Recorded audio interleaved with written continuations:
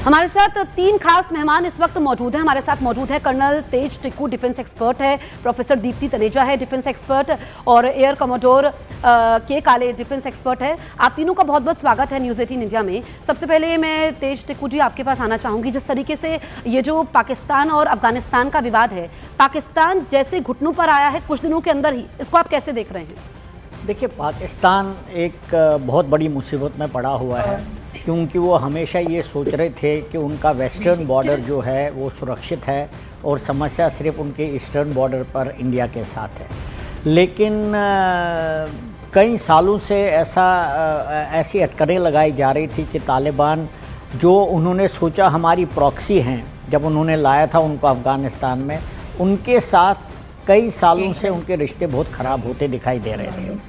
और वो रिश्ते अब बहुत ही ज़्यादा तब ख़राब हुए जब तहरीक तालिबान पाकिस्तान, जो पाकिस्तानी तालिबानी हैं, जब उन्होंने वहाँ पर पाकिस्तान के अंदर काफ़ी खून खराबा किया। आपने सुना होगा, कई हफ्तों से ये चल रहा है, क्योंकि वो इस इलाके में रह रहे हैं जिसके ऊपर पाकिस्तान का या अफ़गानिस्तान का ज़्यादा कंट्रोल नहीं है, जो खैबर पख्तूनख्वा है या पाकिस्तान ईरान बॉर्डर है, बहुत रगड टेरेन, जहाँ उसामा बिन लादेन भी रह रहा था। तो पाकिस्तान ये बोल रहा है कि भाई ये तहरीक तालिबान पाकिस्तान जो है अफ़गानिस्तान का कराया हुआ काम है, इसलिए रिश्ते और भी ख़राब होते जा रहे हैं। अभी जब फॉरेन मिनिस्टर आया था अफ़गानिस्तान का इंडिया में, उससे पाकिस्तान को और आग लग गई, और वही वजह है वो कह रहे हैं कि इंडिया जो आप कह रहे हैं जी टिक्कू जी, इसी का जवाब जो है मैं के काले जी से लेती हूँ। सर, जिस तरीके से अफगानिस्तान के जो मंत्री भारत यात्रा पर आया, पाकिस्तान को मिर्ची लगी है। पाकिस्तान के रक्षा मंत्री कह रहे हैं कि काबुल के फैसले तो दिल्ली से लिए जा रहे हैं। देखिए, ये सही नहीं है। अफगानिस्तान और भारत के जो रिलेशनशिप है वो काफी पुरानी है, तो ये बात डेफिनेटली केवल एक वही इंसान बोल सकता है जो ऐतिहासिक परिदृष्टि से इसको न देखे। ऐतिहासिक पर्सपेक्टिव से, हिस्टोरिकल पर्सपेक्टिव से यदि आप देखें तो actually Afghanistan has always been a friendly nation, मतलब इन द सेंस कि जब तक तालिबान नहीं आई थी और उससे पहले जब तक अफगानिस्तान में डिस्टर्बेंस नहीं हुआ था, परंतु तब तक अफगानिस्तान को हमेशा ही भारत का एक तरह से दोस्त ही माना गया था, and there was no enmity. देखिए, एनिमिटी का कोई सवाल ही पैदा नहीं होता, बिकॉज अफगानिस्तान से हमारी कोई नेचुरल किसी भी बात पे कोई अनबन नहीं है। इनफैक्ट जो फॉरेन मिनिस्टर की जो विजिट है वो मेरे हिसाब से काफी डिलेड है, इन द सेंस कि शायद हमें सरकार को रिकग्निशन देना चाहिए था। किसी पॉलिटिकल रीजन से ये रिकग्निशन नहीं दिया गया, वो बात भी अपनी जगह पे सही है, क्योंकि ह्यूमैनिटेरियन ग्राउंड्स पे और कई बाकी इश्यूज पे तालिबान डेफिनेटली जो है एक क्वेश्चनेबल ऑर्गेनाइजेशन है। परंतु फाइनली आपको ये मानना पड़ेगा कि तालिबान इस समय जो है अफगानिस्तान में सरकार चला रहे हैं, और भारत की विदेश नीति के लिए अच्छा होगा यदि हम सभी देशों से, जितने भी आसपास के देश हैं, हम उनसे एक दोस्ती का रिश्ता रखें। तो उस ऐतिहासिक पर्सपेक्टिव से ये पाकिस्तान का ये बोलना कि भाई इंडिया जो है अफगानिस्तान में प्रॉब्लम करा रहा है और इसके कारण ये सब हो रहा है, ये सब एक्चुअली केवल, मैं तो यही बोलूंगा कि खिसियानी बिल्ली कंबा नोचे वाली कहानी है।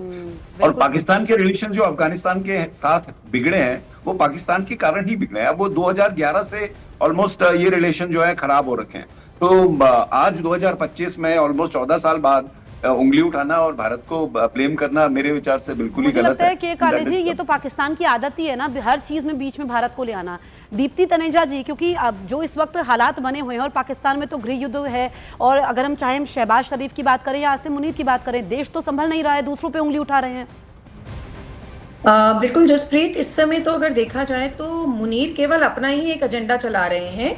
जो पहले रहा है पाकिस्तान में हाल की आर्मी अपने आप को ही एलिवेट कर लेती है और वो आर्मी कू कर लेती है और फिर वही वहाँ के लीडर बन जाती है, एडमिनिस्ट्रेशन ले लेती है। वही मुनीर इसी एजेंडा पे चल रहे हैं, और जो इस समय हो रहा है पाकिस्तान में वो बिल्कुल चार तरफ से घिर चुकी है। उसकी क्वाड प्रॉब्लम्स अभी चल रही हैं। एक तरफ से उसकी अपनी खड़ी की हुई बालोच की प्रॉब्लम, फिर इधर टीटीपी की प्रॉब्लम, आईएसके की प्रॉब्लम, और अब इधर तालिबान की प्रॉब्लम भी आ गई।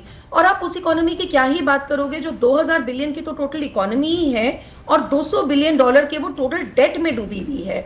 उसको पाकिस्तान का खुद ही नहीं समझ में आ रहा कि वो अब अमेरिका का मोहरा बन के चले कि वो चाइना का मोहरा बन के चले, क्योंकि अफगानिस्तान के साथ सारा जो अमेरिका का हुआ है बगराम एयरबेस को लेके कि बगराम को उनको कंट्रोल चाहिए था जो तालिबान ने नहीं दिया, तो इन सब के चलते पाकिस्तान अपनी पोजीशनिंग ठीक से कर ही नहीं पा रहा है कि करना क्या है और क्या नहीं, क्योंकि अगर आप स्ट्रैटेजिकली टाइमिंग देखो जसप्रीत इन सब चीजों के, कि वहां पे जो डेवलपमेंट्स अमेरिका और चाइना के बीच में हो रही हैं, और चाइना और रूस को लेके जो हो रही हैं, और अमेरिका और रूस को लेके जो हो रही हैं, अमेरिका हम पे जो दबाव बनाने की कोशिश कर रहा है, ये आपस में अपनी जो एक वर्चस्व कायम कर बिल्कुल बिल्कुल। और ये यही बात है कि पाकिस्तान जो है वहाँ के नेता काफ़ी ज़्यादा ट्रोल होते हैं। तेज टिक्कू जी अगर हम देखें तो शहबाज शरीफ की हम बात करें, बार बार अपने बयान ही बदलते रहते हैं। वहाँ की आवाम वहाँ की सरकार के खिलाफ ही सड़कों पर है, और वहाँ पर हालात इस वक्त अगर हम देखें तो फौजी मारे जा रहे हैं। देखिए, पाकिस्तान के हालात इतने ख़राब हैं, और मेरा तो ये मानना है कि इसके ये जो तहरीक लब्बाइक पाकिस्तान ने वहाँ पर इतना ज़्यादा उनके कैजुअल्टीज़ हो गए और इतना ज़्यादा वायलेंस किया, मुझे लगता है इसके पीछे मुनीर खुद ही है, क्योंकि ये मौका ढूंढ रहे हैं कि शहबाज शरीफ के पास थोड़ी बहुत सी ताकत है, वो भी ख़त्म हो जाए, वो मार्शल लॉ डिक्लेयर करे। ये एक इशू ये है। लेकिन ये जो समस्या इनके सामने है, आपने देखा होगा जब ऑपरेशन सिंदूर हुआ तो वो अमेरिका के पाँव में जाकर पड़ गए कि हमें बचा लो। अब इस बार वो सऊदी अरेबिया के पाँव में पड़ रहे हैं कि हमें बचा लो। लेकिन इसमें एक बहुत बड़ा कैच है, वो ये है कि तालिबान को भी मालूम है सऊदी अरेबिया और पाकिस्तान की एक स्ट्रेटजिक रिलेशनशिप बनी हुई है, तो क्या वो सऊदी अरेबिया की बात मानेंगे? ये बहुत बड़ी बात है, क्योंकि उनकी आपस में तो स्ट्रेटजिक रिलेशनशिप है, एक पर हमला दूसरे पर हमला माना जाएगा, तो वो कितना सऊदी अरेबिया की बात मानेंगे, ये भी बहुत बड़ी एक चुनौती है पाकिस्तान के लिए। और कितनी बार वो जाएंगे उनके पास, अमेरिका के पास कितनी बार जाएंगे, सऊदी के पास कितनी बार। अल्टीमेटली तो उनको डील करना है तालिबान के साथ, उनको डील करना है तहरीक तालिबान पाकिस्तान के साथ। मैं मानता हूँ कि पाकिस्तान की हालत इतनी ज़्यादा ख़राब है कि अगर वो अंदर इमरान खान को रिहा नहीं करते, पॉलिटिकल कंसेंस नहीं बनाते, मुनीर को अपने एक्सटेंशन न दें, तो पाकिस्तान बहुत मुसीबत में पड़ जाएगा। बिल्कुल, बहुत इंपॉर्टेंट पॉइंट सर आप उठा रहे हैं। इसी का जवाब मैं के काले जी से लेती हूँ। सर, पाकिस्तान के अस्तित्व को लेकर ही सवाल खड़े हो रहे हैं। डेफिनेटली, इसमें कोई डाउट ही नहीं है कि पिछले आप देख रहे हैं ऑलमोस्ट 1 साल से चलता आ रहा है, और बलोचिस्तान लिबरेशन आर्मी के रीसेंट अटैक्स, टीटीपी के ऊपर इनका अफगानिस्तान का बहाना, टीटीपी का बहाना लेके अफगानिस्तान पे हमला, और जिस तरह से पाकिस्तान में इस समय डेमोन्स्ट्रेशन चल रहे हैं सड़क पे, लाहौर में बार बार ही वीडियोज आ रहे हैं कि लाहौर में कितनी आगजनी चल रही है और कितना एक तरह से सिविल वॉर की कंडीशन है। तो इस प्रकार की जो चीजें हो रही हैं वो डेफिनेटली पाकिस्तान के लिए बिल्कुल ही ठीक नहीं है, और दिखाती है कि एडमिनिस्ट्रेशन यानी सरकार की पकड़ जो है वो बिल्कुल ही पाकिस्तान पे धीरे धीरे खत्म होती जा रही है।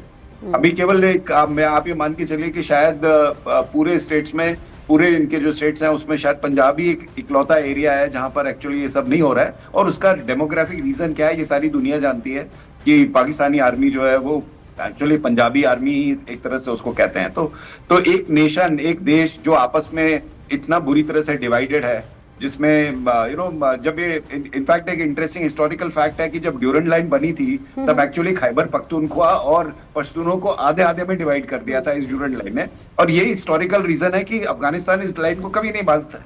और ऑब्वियसली अगर सेम तरह के लोग, अगर आप जैसे अंग्रेजों की हमेशा से पॉलिसी रही है, वो एक प्रॉब्लम देके चले गए, बीच में एक लाइन बना के चले गए और उसमें 2 देश बना दिए, परंतु लोग हमेशा इकट्ठे ही रहे। तो जो पश्तून इस समय पाकिस्तान में है और जो खैबर पख्तूनख्वा में है, वो सब जो है बाय कल्चरल हेरिटेज जो है वो सब अफगानिस्तान ही है।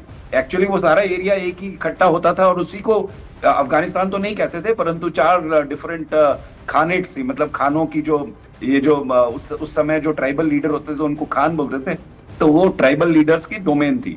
तो अब उन डोमेन को आर्टिफिशियली डिवाइड कर दिया पाकिस्तान अफगानिस्तान में, तो वो प्रॉब्लम है।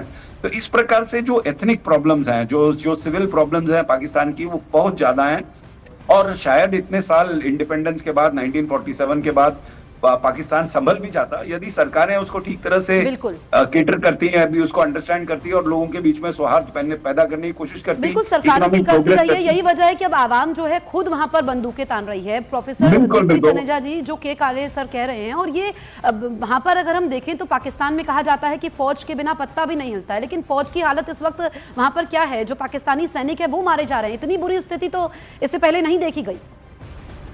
देखिए ये अब जो वहाँ पे जो पाकिस्तानी सोल्जर्स ही मारे जा रहे हैं, ये पूरा स्टेट लेड जो बार बार वो अटैक्स करवा रहे हैं, वो सोच रहे हैं अपना अस्तित्व बचाने के लिए ही। तो जैसे काले सर भी बोल रहे थे और जैसे किकू सर भी बोल रहे थे, बात यहाँ पे केवल मुनीर एक अपना एजेंडा चला रहा है। जो पहले मैं भी बोल रही थी कि it is basically the Munir factor which is working right now against Pakistani. तो पाकिस्तान आवाम, क्योंकि अगर हम फिर वही अमेरिका के जिक्र से अगर देखें तो उनको सूट करता है अगर मुनीर की सरकार बनती है। तो जो हमारा एक जो प्रॉब्लम चली आ रही है, जो सारी हम अपनी बाकी सब नेबर कंट्री में देख रहे हैं कि श्रीलंका से देखें, नेपाल में देखें, बांग्लादेश में देखें, बार बार आगजनी करा के सरकार टॉपल ओवर करने का, हालांकि शाहबाज भी अमेरिका के फेवर में ही है, लेकिन मुनीर उनका ज्यादा एजेंडा सॉल्व करते हैं, क्योंकि वहां चाइना अपना जो ग्वादर पोर्ट पे कंट्रोल लेके बैठे हुआ है और अपना पूरा वहां से ईस्ट को कंट्रोल करने के जो मंसूबे चल रहे हैं इधर चाइना के, तो उसको कंट्रोल करने के लिए अमेरिका को बहुत सूट करता है अगर मुनीर की सरकार बने।